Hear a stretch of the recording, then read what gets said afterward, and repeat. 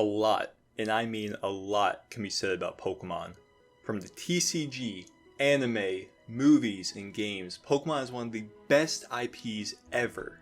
As someone who truly loves Pokemon, I personally feel in terms of the games we've gotten as of late, the quality just isn't there anymore.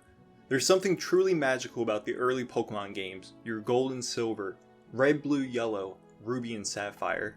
Pokemon was at its peak in the early 2000s. With this Pokemania came a lot of spin-off games, some good and some bad. With that said, my name is Cyndaquil, and I'd like to welcome you to my Pokemon Colosseum retrospective. I like to break down this retrospective in a few ways: story, region, music, and importance. Of course, spoilers ahead, so if you haven't played Colosseum, 100% give it a chance. Otherwise, enjoy the vid. On March 22nd, 2004, Genius Sonority released a Pokemon adventure for Nintendo's home console, the GameCube, introducing a brand new region and story. Pokemon Colosseum to this day, 2023, is unlike any other Pokemon story we've seen. Colosseum follows our main protagonist Wes, who betrays Team Snag'em, the villain team of this game, and escapes with a device that allows him to steal Shadow Pokemon from trainers. Before we dive into the story, let's explain what a Shadow Pokemon is. A Shadow Pokemon is a Pokemon that has had its heart closed by manual means and is either using that Pokemon in battle or using colognes. You can then open the heart to purify said Pokemon. Throughout the journey of Colosseum, Wes comes across a girl that was in the act of being kidnapped and she can see Shadow Pokemon. She becomes our partner in crime as we travel across the Ori Region, snagging 48 Shadow Pokemon. Along the way, you'll meet a plethora of characters with, I'd say, unique personalities. For instance, and probably the most notable Colosseum character, Mirror B, sports a two-colored afro along with a posse of dancing Ludicolo. In another case, you have Egan, who is a reserved elder that has the utmost respect for Pokemon and wishes to help purify Shadow Pokemon. Anyways, story time. After finding our Shadow Pokemon ID girl in Phoenix City, Wes heads to the mayor's office and meets Nascor.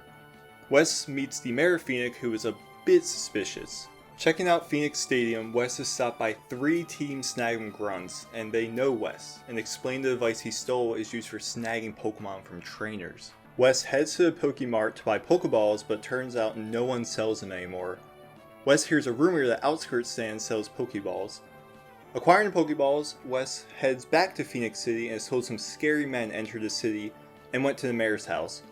Inside, Wes meets Mirror B and he tells Wes he's heading to Pyrite Town. Before heading to Pyrite Town, Wes does battle with a red mystery trooper and captures a Shadow Quilava. Arriving in Pyrite, Wes meets the chief of police and he tells Wes to meet Duking, who runs the Colosseum in Pyrite. Going through town, Wes sees that Mirror B and Nascor are having a convo somewhere in Pyrite. Wes then sees a man stumble and fall out of the windmill house. Wes heads inside and is told the windmill was sabotaged by Silva and Wes needs to find a gear to get it working. Wes then heads over to the construction lot and finds the gear. Duking is ecstatic to see that Wes found the gear and the windmill is back online. Wes completes the Pirate Colosseum and after leaving, Wes is stopped by one of Mirror B's henchmen and he takes Wes to his hideout. Wes makes his way to the top of the hideout where he finds that Silva was attacked by 2 of Mirror B's henchmen trying to save Duking's stolen Plusle. After defeating the 2 henchmen, Wes heads inside the office at the top of the hideout and Mirror B does his thing on TV. Wes heads down to the lower level of the cave hideout and finally catches up to Mirror B having a dance party with his Ludicolos. Wes swiftly defeats Mirror B, taking his Shadow Pokemon in the process. Mirror B escapes with his Ludicolo entourage and Wes heads to his back room and saves Duking's Plusle. Wes makes his way to a fortune-telling house where a lady is outside blocking the door. She tells Wes about a place up north, a gate village, that is the key to freeing the heart of a Shadow Pokemon. Wes travels to a gate village where he meets Egan and Bella. During the conversation, a man runs inside and tells Egan some outsiders have made their way to the relic. Wes makes his way down to the relic and battles Cypher Peon Scrub and makes quick work of him. Wes returns to Egan's home and is told about Celebi and how it can be summoned using the Time Flute. Wes is then told to find a lady named Senelor who tells us how Celebi will cause the darkness from the hearts of any Pokemon to disappear instantly. Before leaving a gate, Duking calls Wes to tell him that Mount Battle is under attack. Wes arrives at Mount Battle and he's told that his Cypher admin is in Mount Battle. Wes defeats a few trainers and confronts Cypher admin Hisoka. Hisoka has a shadow Entei that's quite formidable, but Wes is able to defeat him. Wes meets Vander, who is the area leader of Mount Battle, who gives Wes the time flute. Wes heads back to a gate village to let Egan know of his victory, and he's told of a mystery lab. Duking then emails Wes explaining how he needs to hurry back to Pyrite Town. Inside Duking's house, Wes finds a back room with some children and learns about the Undercity and the Children's Network, an organization devoted to taking down shadow Pokemon. Wes heads to the police station and gets the elevator key. Using his newly acquired elevator key, Wes heads down to the Undercity. Once inside the Undercity, Wes sees another Cypher admin, Venus. There's also a rumor that there's a spy somewhere in the Under. Wes heads to the junk shop and meets Zaku. He tells Wes to meet up with Ceredo, and Wes finds out that Saruba is the spy. Zaku, Saruda, and Saruba are all part of the Children's Network. Wes receives UFO Disc R, which allows him to access the building to the right of the UFO transport port. Wes meets up with Cypher admin Venus, and she challenges Wes to a battle. She has a very powerful Shadow Suicune that Wes takes care of and captures. After her defeat, Venus escapes via elevator. Wes sees her run away at the train station, but she drops the key to the mystery lab mentioned by Egan. Wes grabs the key and travels to the mystery lab. Wes arrives at the lab, which he now knows is the Shadow Pokemon lab. Wes's goal is to acquire 3 DNA samples, and after defeating some peons, he gets all 3. Wes finds the DNA machine, which he can use the 3 DNA samples he gathered to ID some more Shadow Pokemon. Wes heads deeper into the lab and finds Cypher admin Ian deleting the Shadow Pokemon data. After a tough battle, Wes snags his Shadow Raikou. Wes picks up a Datarom and heads out of the lab. Wes receives an email from Ceredo and he tells him to head back to the Under. Back at Ceredo's place, he tells Wes most of the data on the Datarom has been destroyed, but he'll try to figure something out. He mentions investigating the newly built Realgum Tower, which was formerly the construction lot. Wes arrives at Realgum Tower and battles Mirabee and Cypher admin Hisoka and receives the red and green ID badges. Wes then battles with Cypher admins Venus and Ian and gets the blue and yellow ID badges. With all the badges, Wes can now ascend Realgum Tower. Wes sees Nascor going even further up the tower, and before Wes can give chase, he's stopped by Gonzap. Gonzap is the head of Team Snag'em, and he tells Wes that he's been working with Cypher all along. After a tough battle, Wes can freely head up to the tower. Wes heads up the final elevator where he must battle 4 trainers in a row. All 4 trainers have a Shadow Pokemon, so after some struggle, Wes can finally do battle with Nascor. Nascor's team is very formidable, but Wes is able to squeak out the W. After defeating Nascor, the mayor of Phoenix City shows up and it's revealed he's the true head of Cypher. A huge twist no one saw coming. This battle is one of the toughest in all of Pokemon in my opinion.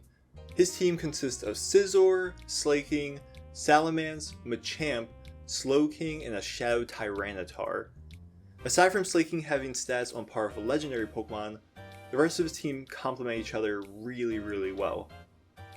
After a long and grueling battle, Wes defeats the evil mayor, and that sums up the main story of Pokemon Colosseum. The Ori region itself is one of the best features of Colosseum. It houses amazing environments like Phoenix City, Mount Battle, Pyrite Town, and Realgum Tower. The true variety of its locations really immerse players and make the Desert of Ori feel alive. Some serious cooking happened. Colosseum has some of the most memorable and catchy tunes in any Pokemon game ever made. The music itself really helps to aid in the environment you're exploring. Take Pyrite Town for instance, a grungy rundown town with hardcore trainers and sketchy characters littered throughout. The snaps for me are the best part of this song. Phoenix City is another great example of an area being lifted to the next level with its music. Pokemon has always been on point with its music, and Colosseum is no exception. Even the battle theme against Team Snag'em and Cypher is fire. It makes the long drawn out double battles of Colosseum that much more enjoyable. Music has always been such a huge part of Pokemon, and I feel everyone has that one song that hits them with nostalgia.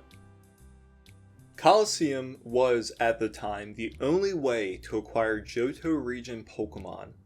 Since Generation 3 was on the GBA, Gold, Silver, and Crystal were unable to trade with Ruby, Sapphire, and Emerald, so Colosseum really was the only way to get Gen 2 Pokemon. As a completionist looking to say complete the Emerald decks, you need Ruby and Sapphire, Fire Red and Leaf Green, Colosseum, XD, and a Jirachi bonus disc. A big thing with Colosseum that I truly feel we haven't seen in Pokemon since is a mature Pokemon story.